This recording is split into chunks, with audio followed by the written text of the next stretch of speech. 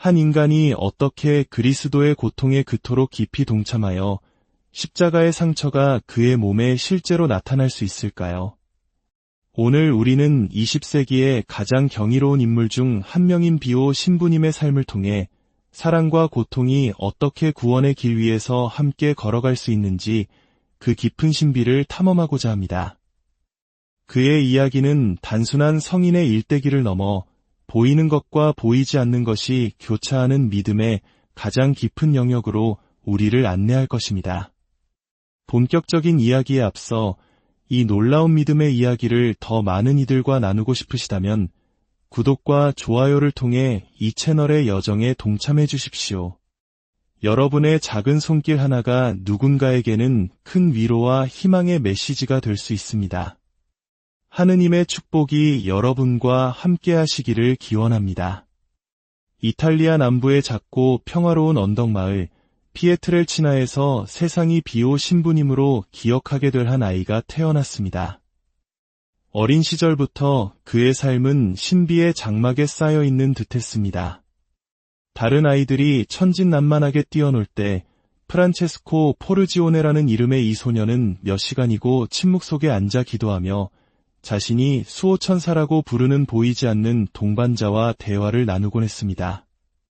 그의 어머니는 아들에게 무언가 특별한 점이 있음을 어렴풋이 느꼈지만 하느님께서 그를 위해 준비해 두신 비범한 운명은 감히 상상조차 할 수 없었습니다.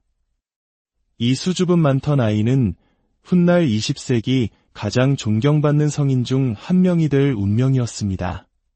그는 상상조차 할 수 없는 고통과 마주하고 극소수만이 이해할 수 있는 방식으로 영적인 세계를 보았으며 인간의 모든 논리를 뛰어넘는 기적의 통로가 되었습니다. 비오 신부님의 이야기는 단순히 거룩함에 대한 기록이 아닙니다. 그의 손과 발이 그리스도 순환의 명백한 증거가 되기 전 수많은 군중이 그를 보기 위해 순례의 길에 오르기 전 그곳에는 오직 흔들리지 않는 믿음으로 인도받던 한 겸손한 아이가 있었습니다. 이제 사실을 넘어 그의 삶을 수놓았던 감정과 기적을 통해 비오 신부님의 이야기를 시작하겠습니다. 고요 속의 부르심, 피에트렐치나에서의 어린 시절. 이탈리아 지도 위에서는 잊혀지기 쉬운 작은 마을 피에트렐치나는 프란체스코 포르지오네의 유년 시절의 배경이 되었습니다. 가난한 농부의 아들이었던 그는 기도가 일상이었고 성모 마리아에 대한 신심이 대대로 이어져 내려온 깊은 신앙의 가정에서 자랐습니다. 가난에도 불구하고 이 소박한 가정에는 무언가 비범한 기운이 감돌았습니다. 어린 프란체스코는 아주 어릴 때부터 초자연적인 세계와 맞닿아 있는 듯 보였습니다. 프란체스코는 자신에게 나타나는 환시들에 대해 이야기하곤 했습니다. 그는 어머니에게 기도 중에 자신을 이끄는 빛나는 한 남자와 주위에 나타나는 천사의 형상들에 대해 말했습니다. 처음 그의 부모는 아들의 상상력이 풍부하다고 생각했지만 이내 그것이 단순한 아이의 환상이 아님을 깨닫게 되었습니다. 어느 날 프란체스코는 선과 악의 싸움을 보았으며 자신도 아시시의 성 프란치스코처럼 평화의 도구가 되고 싶다는 소망을 어머니에게 털어놓았습니다. 5살의 나이에 그는 이미 흔들리지 않는 믿음의 징표를 보였습니다. 다른 아이들이 그의 기도 습관을 놀려댈 때면 프란체스코는 그저 미소를 지으며 나는 하늘과 이야기하고 있어 라고 말했습니다. 그는 내성적이었지만 그의 존재감은 무시하기 힘든 어떤 깊이를 발산했습니다. 마을 사람들은 그를 지나치며 그의 눈이 이 세상 너머를 보는 것 같다고 수군거렸습니다. 프란체스코의 영적 여정은 바로 이 소박함 속에서 시작되었습니다. 들판에서 양을 치거나 어머니의 집안일을 도울 때에도 그는 이미 하느님의 부르심에 응답하고 있었습니다. 피에트렐치나에서의 단순한 삶은 훗날 그가 프란체스코가 아닌 비오 신부님으로 알려지게 된 후 마지막 날까지 그의 영성의 굳건한 토대가 되어주었습니다. 비오 신부님으로의 변화, 그리고 소명. 15살 프란체스코는 그의 삶을 영원히 바꿀 발걸음을 내디뎠습니다. 그는 가난과 겸손, 그리고 기도의 삶에 이끌려 카푸친 작은 형제회에 입회하기로 결심합니다. 바로 이때 묵주 기도에 대한 신심과 신앙 수호로 유명했던 한 성인의 이름을 따 그의 이름은 비오로 바뀌었습니다. 이름의 변화는 단순히 외적인 변화가 아니라 수도 생활에 대한 깊은 헌신을 의미하는 것이었습니다. 수도원에서 비오 신부님은 그의 믿음과 건강을 시험하는 혹독한 시련에 직면했습니다. 의사들도 진단하지 못하는 신비로운 질병들이 그를 덮쳤습니다. 체온계를 깨뜨릴 정도의 극심한 고열, 육체적 원인을 찾을 수 없는 설명 불가능한 통증, 그리고 기도 중 실신하는 일이 잦았습니다. 하지만 그는 결코 불평하지 않았습니다. 그에게 모든 고통은 그리스도의 순환과 더 깊이 일치할 수 있는 기회였습니다. 카푸친 형제들은 비오에게 무언가 특별한 점이 있다는 것을 금방 알아차렸습니다. 그는 종종 동이 틀 때까지 긴 시간 기도에 잠겼고 너무나 깊은 관상 상태에 빠져들어 누가 불러도 한참 뒤에야 대답하곤 했습니다. 마치 다른 세상에 있는 사람처럼 말입니다. 어느 날 한 형제는 비오가 기도하는 동안 놀라운 광경을 목격했습니다. 그의 얼굴에는 눈물이 흐르고 있었고 주님, 저를 당신과 하나 되게 하소서라고 속삭이고 있었습니다. 이 시기에 그를 둘러싼 초자연적인 현상에 대한 첫 증언들이 나오기 시작했습니다. 그와 같은 방을 쓰던 형제들은 한밤중에 대화 소리를 들었다고 증언했지만 가보면 비오 혼자 있을 뿐이었습니다. 그는 자신의 수호천사와 대화하고 있었다고 설명했습니다. 이러한 일화들은 훗날 상상을 초월하는 규모로 펼쳐질 기적적인 삶의 서막이었습니다. 십자가에 못 박히신 분의 흔적, 오상의 현현. 1918년 9월 성당의 성가대석에서 기도하던 비오 신부님은 그의 삶을 송두리째 바꿀 경험을 하게 됩니다. 그는 빛을 발하지만 동시에 그리스도의 고통의 흔적을 지닌 천상의 형체가 다가오는 것을 보았다고 묘사했습니다. 바로 그 순간 그는 자신의 손과 발, 그리고 옆구리에 극심한 통증을 느꼈습니다. 고개를 숙여보니 십자가형의 상처, 즉 오상이 그의 살 위에 선명하게 나타나 있었습니다.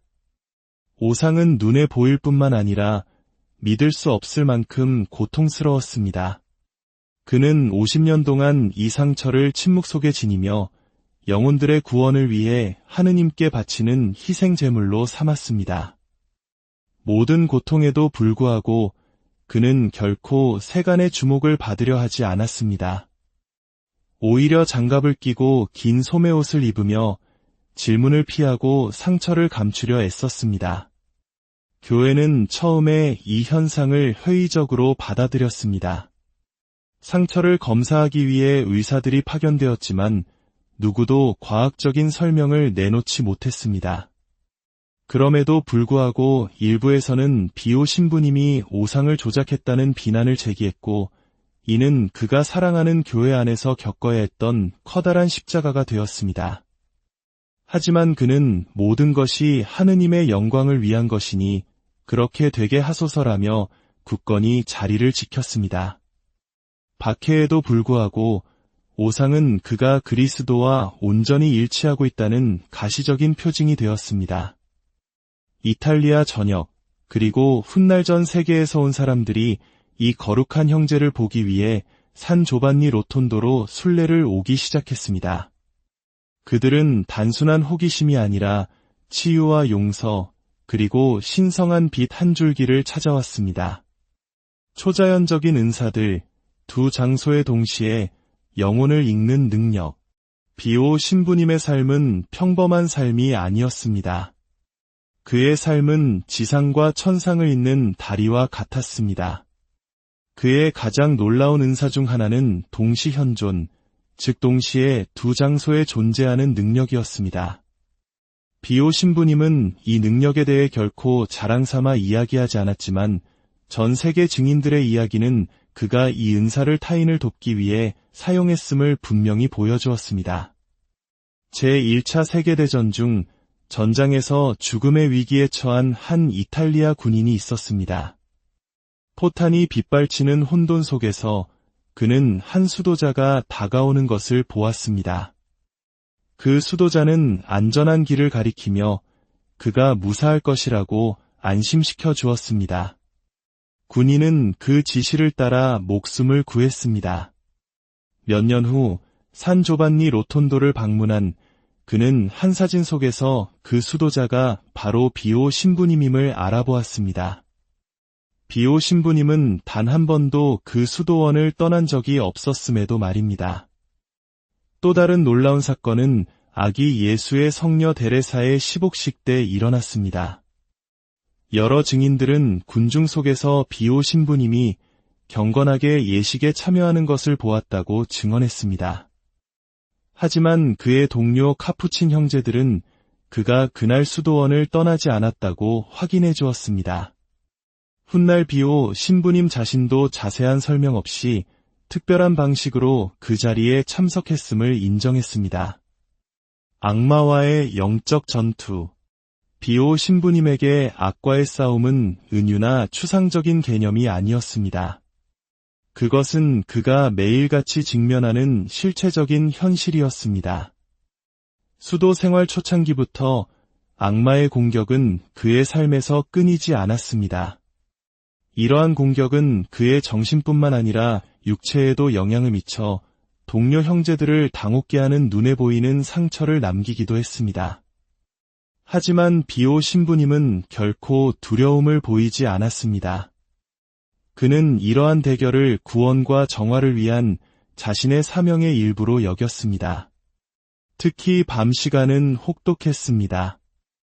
그는 기도하거나 휴식을 취하려 할 때 악마가 물리적으로 그를 공격했다고 말했습니다. 때로는 방 안의 물건을 집어 던지거나 몸에 멍 자국을 남기기도 했습니다. 어느 날 밤 그러한 싸움이 끝난 후 한 형제는 눈에 띄게 지치고 상처투성이가 된 비오 신부님을 발견했지만 그의 얼굴에는 인간의 논리를 거스르는 평온함이 깃들어 있었습니다. 악마는 내 육신은 건드릴 수 있어도 내 영혼은 결코 건드릴 수 없다고 그는 말했습니다. 고해성사소에서의 대결. 비오 신부님의 고해성사소는 단순히 죄를 사하는 장소가 아니었습니다. 그곳에서 수천의 영혼들이 그의 영적 통찰력을 통해 평화와 용서를 찾았습니다. 그러나 어느 날 이 신성한 공간은 상상조차 하기 힘든 대결의 무대가 되었습니다. 악마 자신이 참회자로 위장하여 성사를 조롱하기 위해 나타난 것입니다. 처음에는 평범한 고해성사처럼 보였습니다. 한 남자가 들어와 비오 신부님 앞에 무릎을 꿇고 냉랭할 정도로 명확하게 자신의 죄를 고백하기 시작했습니다. 하지만 그의 말투와 단어에는 무언가 기이하고 부자연스러운 점이 있었습니다. 예리한 통찰력을 지닌 비오 신부님은 이 참회자에게서 깊이 불안한 기운을 감지했습니다. 그의 말은 뉘우치는 자의 말이 아니라 모욕하고 도전하려는 자의 말이었습니다. 고해성사가 진행됨에 따라 남자는 노골적으로 예수님과 성모 마리아를 모욕하기 시작했습니다. 그 증오는 인간의 것을 넘어선 듯했습니다. 비오 신부님은 조용하지만 성령으로 충만한 사람만이 가질 수 있는 권위로 그의 말을 끊었습니다. 그를 똑바로 쳐다보며 말했습니다. 너는 평범한 인간이 아니다. 너의 정체를 밝혀라. 그 순간 참회자는 목구멍에서 나오는 듯한 조롱 섞인 웃음을 터뜨리며 자신이 바로 악마임을 실토했습니다. 소름 끼치는 상황에도 비오 신부님은 평정을 잃지 않았습니다. 그는 악마에게 예수님 만세, 마리아님 만세라고 외칠 것을 명령했습니다. 악마는 저항하려 했지만 비오 신부님의 영적 권위는 너무나 강력했습니다. 결국 악마는 격렬한 분노 속에서 갑자기 사라졌고 그 뒤에는 강한 유황 냄새와 고해성사소를 채우는 듯한 불꽃 튀는 소리만 남았습니다. 치유의 기적, 젬마디 조르지의 눈.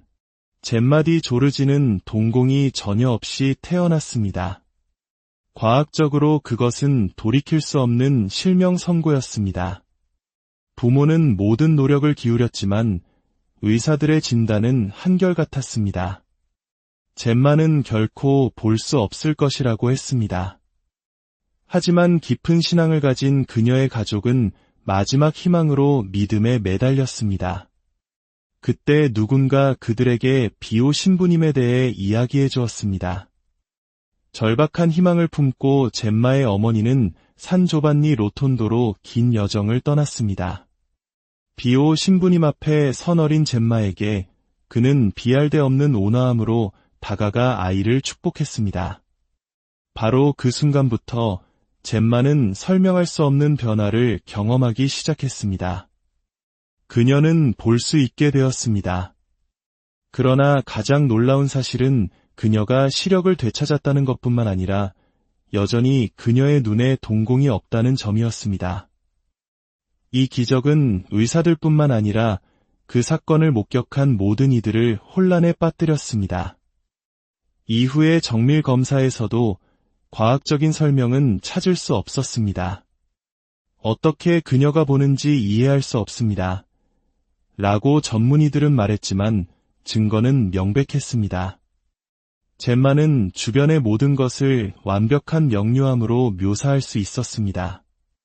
젬마의 이야기는 비오 신부님의 시성 과정에 결정적인 증거가 되었을 뿐만 아니라 불가능한 상황에 처한 모든 이들에게 희망의 등대가 되었습니다.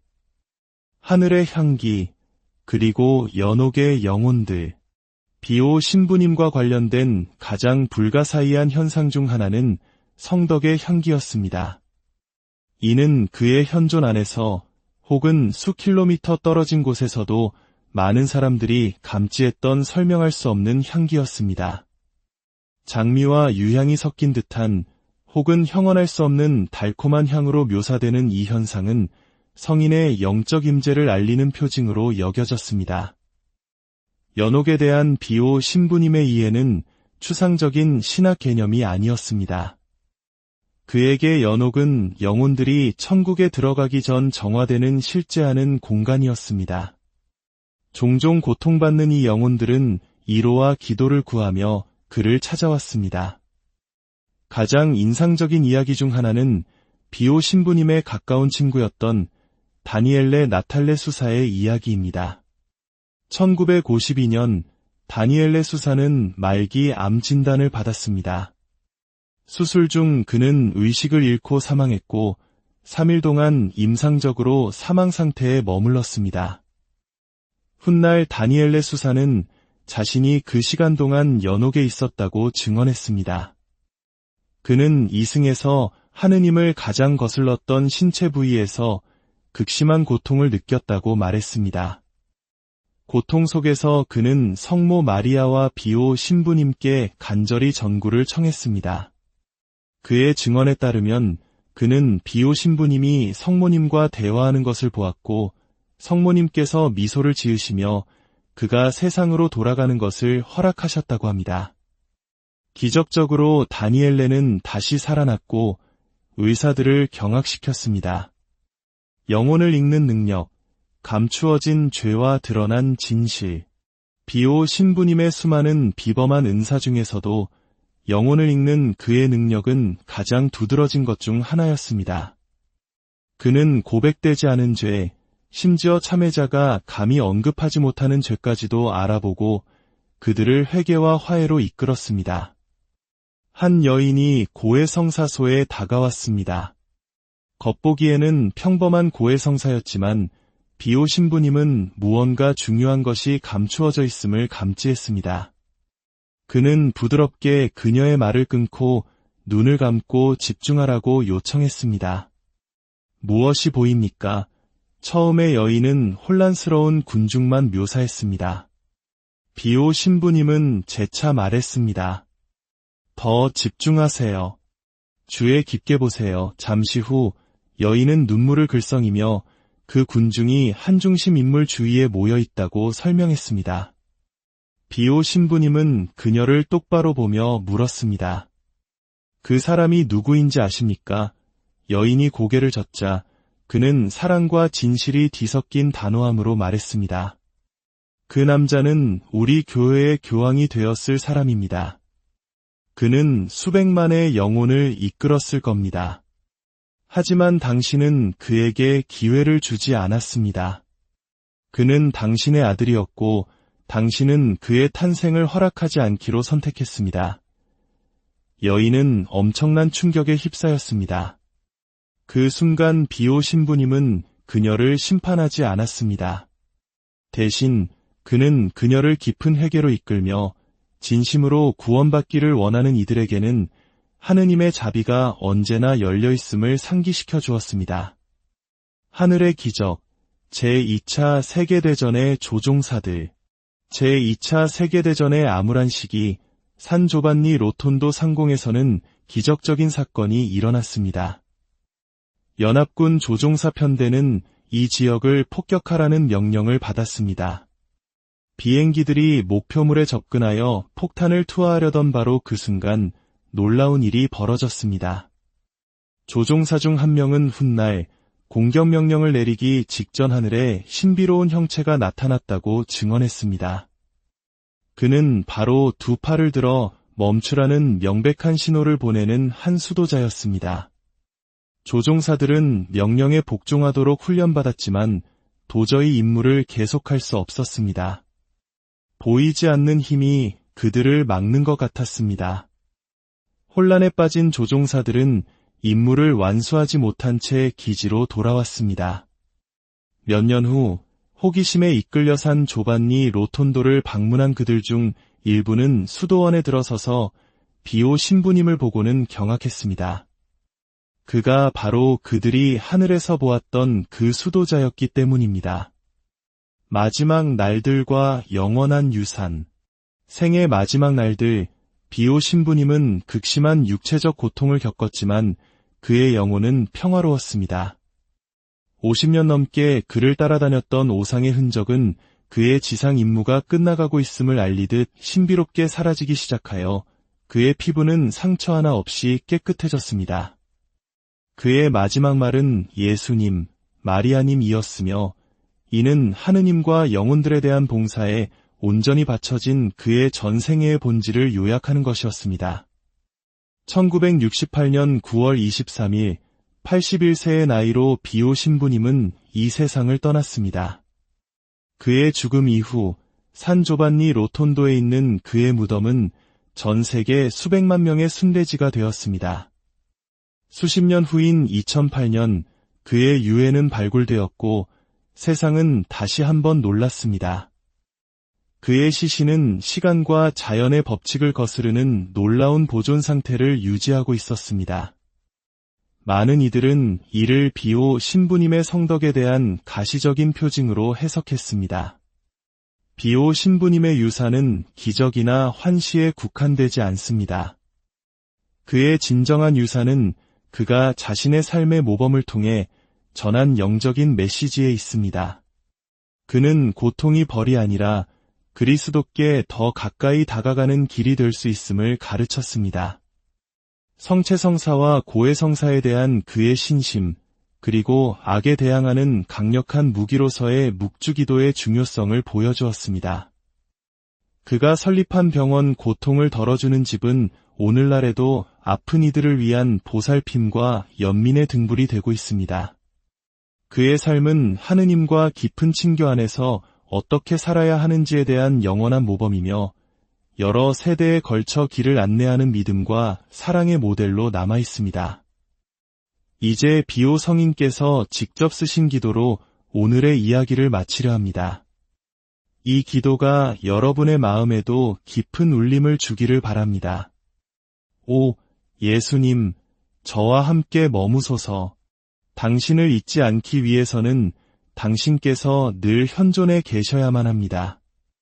당신을 버리는 것이 얼마나 쉬운지 당신께서는 아십니다. 저와 함께 머무소서, 주님. 저는 나약하여 당신의 힘이 없이는 너무나 자주 넘어집니다. 저와 함께 머무소서, 주님. 당신은 저의 생명이시니 당신 없이는 저의 열정이 식어버립니다. 저와 함께 머무소서, 주님. 당신은 저의 빛이시니 당신 없이는 저는 어둠 속에 있습니다.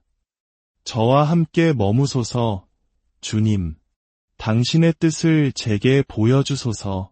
저와 함께 머무소서, 주님. 당신의 목소리를 듣고 당신을 따를 수 있도록 저와 함께 머무소서, 주님. 당신을 깊이 사랑하고 항상 당신 곁에 있기를 원하기 때문입니다. 저의 영혼이 비록 가난할지라도 당신을 위한 위로의 장소, 사랑의 보금자리가 되기를 원합니다. 저와 함께 머무소서, 예수님. 날이 저물고 생명은 지나가며 죽음과 심판, 그리고 영원히 다가오고 있기 때문입니다. 이 길에서 지치지 않도록 저의 힘을 새롭게 할 필요가 있으니 당신이 필요합니다. 이 밤, 이 생명의 위험들 속에서 당신이 필요합니다. 빵을 나눔으로써 당신의 제자들이 당신을 알아보았던 것처럼 저 또한 당신을 알아보게 하소서. 성찬의 친교가 어둠을 흩어버리는 빛이 되고 저를 지탱하는 힘이 되며 제 마음의 유일한 기쁨이 되게 하소서. 저와 함께 머무소서, 주님. 이 생명이 끝나는 순간 영원히 당신과 함께